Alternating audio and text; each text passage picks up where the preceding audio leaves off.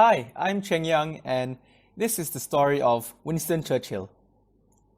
Winston Churchill is one of the best known, and some say one of the greatest and most impactful leaders this past century. He was well known for being a statesman, an orator, and a Prime Minister of the United Kingdom who led the nation to their victory over the Germans during World War II. Winston Churchill was born into a life of privilege in the year 1874. He belonged to a long line of English aristocrats politicians, yet he dedicated himself to a lifelong service to the public. Due to his interest in soldiering, he joined the Royal Military College of Sandhurst, with the exception of failing the entrance exam twice. He then proceeded to join the British Cavalry upon graduation. This led him to travelling many places while serving in the military. There, he worked as a newspaper correspondent, writing stories about battles and being in the military.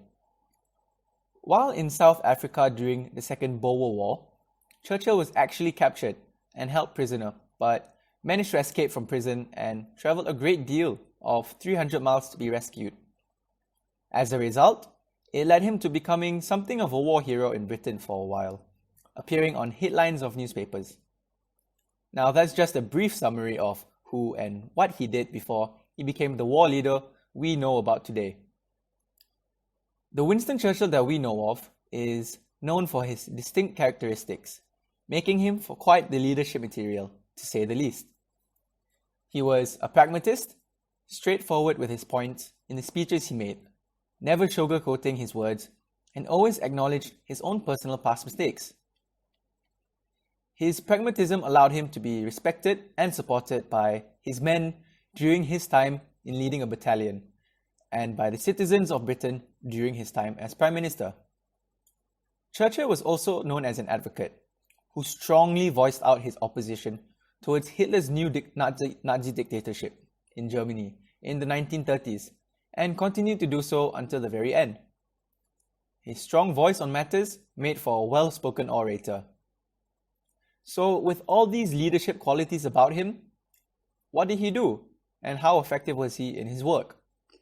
Well, let me tell you that he did quite a handful, the most significant being his time as Prime Minister from 1940 to 1945, leading the United Kingdom during World War II, as well as from 1951 to 1955.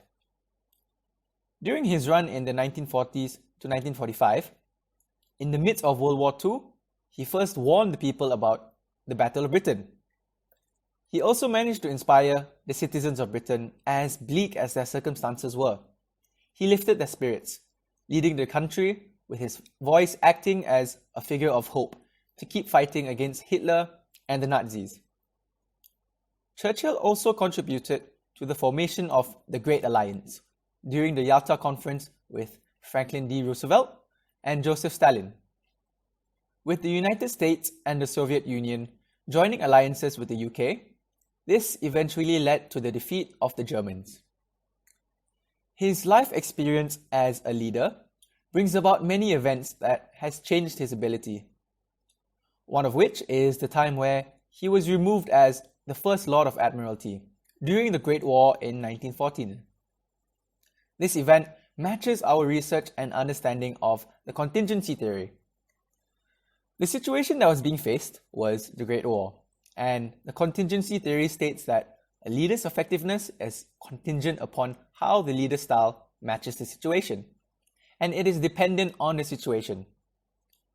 When he was excused from his post, he grew increasingly depressed because it was his instinct as a soldier to want and fight in the front line of the war. After all, that's what soldiers do. But at the same time, he was an established statesman who was more than capable to do a job in a council. As such, he has both experiences leading to suggest he is fit for both such situations.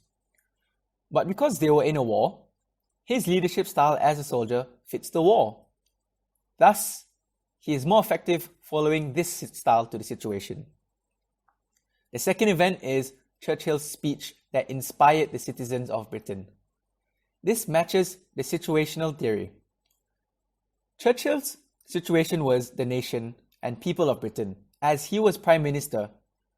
The people of Britain were demotivated at the time, and that is why Churchill had to adapt his leadership style, being one to lift the spirits of people, to the dull situation. And if it were any different, say they weren't losing and the nation of Britain was confident and motivated, he would have approached the situation in a different style, not lifting their spirits, rather just encouraging them to keep it up, which isn't any more special than the next person. So Churchill's ability to lift the spirits of people matches and fits this theory. The last significant role he played during his last years on Earth was his return to the government in 1951, and his reappointed position as Prime Minister the same year. He then finally retired after his 80th birthday, having promised his wife he would do so. After living a life full of wars, leadership and politics, Churchill finally passed away at a ripe old age of 90, following a severe stroke. He left behind a complicated legacy, but was honoured by the citizens of the UK after his passing. That's all for now. Thank you for watching. We hope you enjoyed the video and learned something new.